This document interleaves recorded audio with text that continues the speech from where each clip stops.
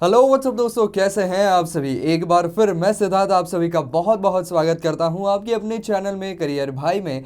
दोस्तों, आज एक बहुत ही ज़्यादा इंपॉर्टेंट टॉपिक के ऊपर बात करेंगे। आज बात करेंगे कि जॉब सर्च के अंदर अगर आपको रिजेक्शन आ रही है बार बार, तो उससे कैसे आपको निपटना है, उसको कैसे हैंडल करना है।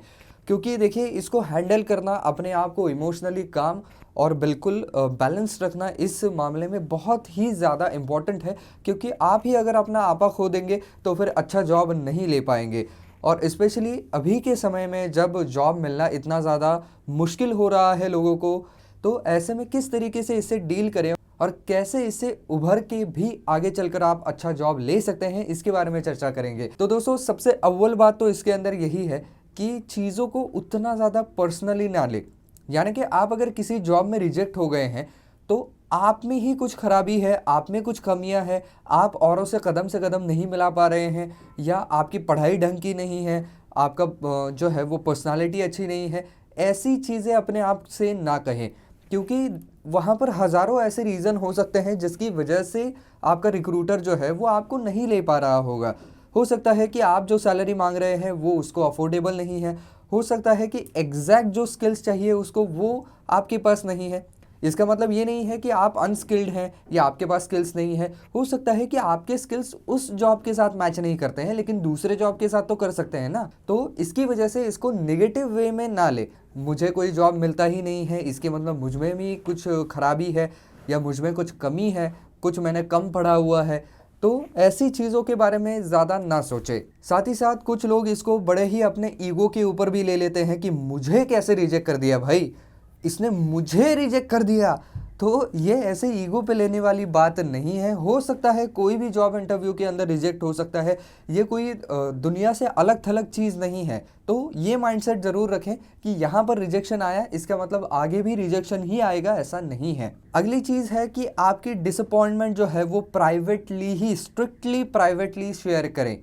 तो मैं ये मानता हूँ कि आपको अगर कुछ डिसअपॉइंटमेंट है तो उसको बाहर लेट आउट करना बहुत ज़्यादा ज़रूरी है। अगर ऐसी चीज़ें दिमाग में रह जाए, जहन में रह जाए, तो फिर बहुत ज़्यादा प्रॉब्लमेटिक चीज़ें हो जाती हैं।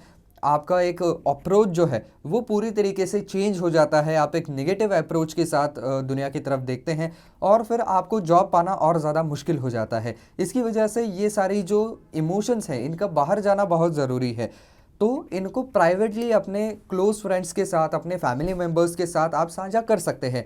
लेकिन कभी भी इसको सोशल मीडिया के ऊपर ना डालें कि इस कंपनी में मैं गया हुआ था, इन्होंने मुझे फालतू में रिजेक्ट कर दिया, ये किया वो किया, या मुझसे अच्छा बर्ताव नहीं किया। ऐसी चीज़ें आप सोशल मीडिया पे ना डालें तो ज़्यादा बेहतर होगा। क्योंकि आपको पता नहीं है कि कौन सा हायरिंग मैनेजर कब आपकी कौन सी पोस्ट पढ़ रहा है, उसका उसके ऊपर क्या असर पड़ रहा है। तो हो सकता है कि आपको मिलने वाला जॉब भी ना मिले।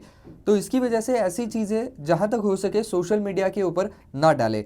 अगली चीज़ बहुत ज़्यादा इंपॉर्टेंट है, वो है ask for the constructive feedback.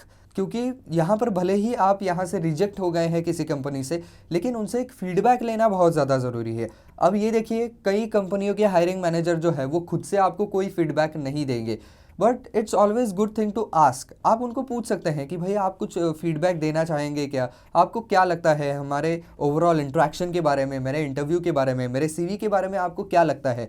तो इससे आपको बहुत ज़्यादा मदद मिलेगी और आपका जो दिमाग में एक बहुत बड़ा तूफान मचा हुआ है कि भाई मैं कैसे रिजेक्ट हो गया, where did I go wrong, ये क्या हुआ वो क्या हुआ, तो उन सभी के कुछ ना कुछ जवाब आपको मिल जाएंगे और आपका मन शांत हो जाएगा। अगली चीज़ है कि आपकी जो जॉब सर्चिंग की प्रोसेस है वो आपको रिव्यू करना बहुत ज़्यादा ज़रूरी है कि आप किस डायरेक्शन में जॉब सर्च कर रहे हैं।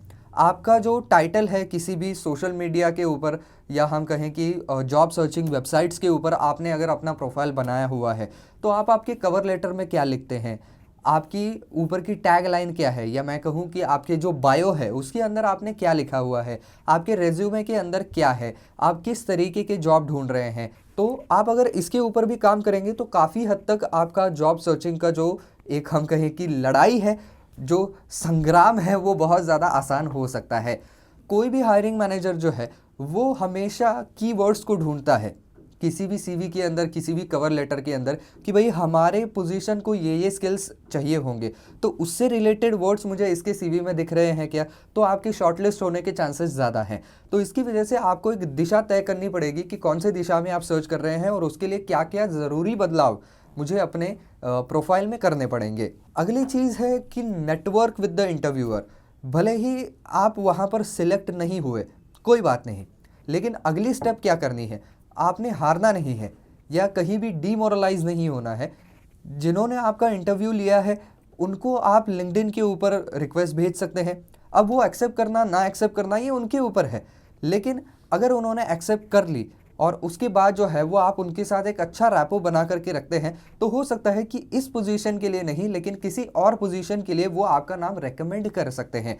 आप उनको मैसेज कीजिए कि it was nice interaction with you, thank you for your opportunity. तो ये चीज़ें अगर आप बोलेंगे तो उनके साथ भी आपका एक अच्छा रैपो ज़रूर बना रहेगा।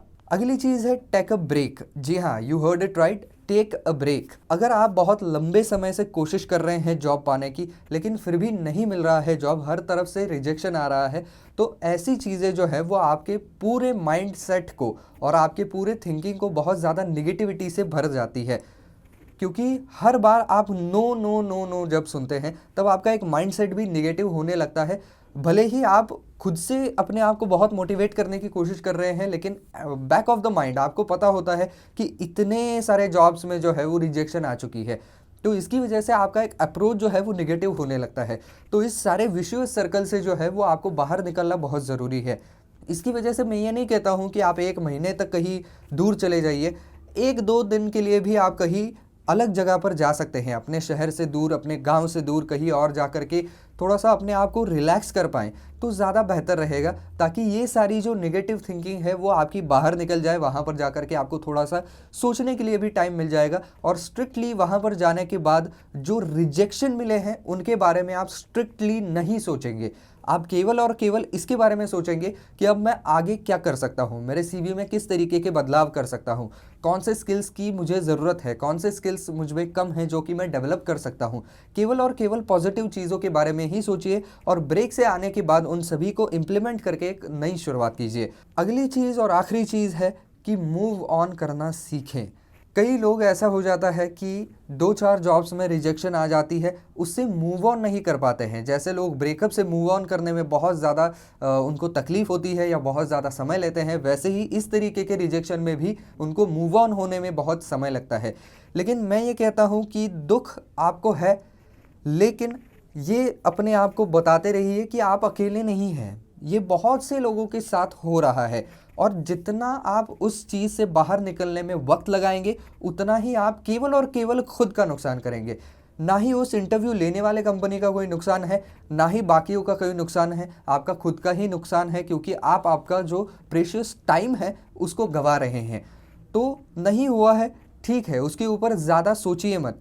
अगली कौन सी बेस्ट अपॉर्चुनिटी यहाँ पर मिल रही है उसके ऊपर फोकस कीजिए और उसके अंदर जो है वो अपनी जी जान लगा दीजिए। तो ये अगर वे आप यहाँ पर लेते हैं तो आप मूव ऑन भी जल्दी कर पाएंगे।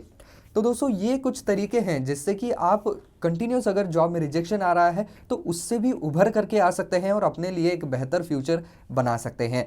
तो बस दोस्तों आज के वीडियो में बस इतना ही। आई होप ये वीडियो आपको पसंद आया होगा, काम का लगा होगा। तो दोस्तों अगर वीडियो पसंद आया है तो लाइक ज़रूर कर दीजिए, ज़्यादा से ज़्यादा शेयर कर दीजिए। कुछ सवाल है आपके तो नीचे कॉमेंट सेक्शन में ज़रूर पूछ सकते हैं।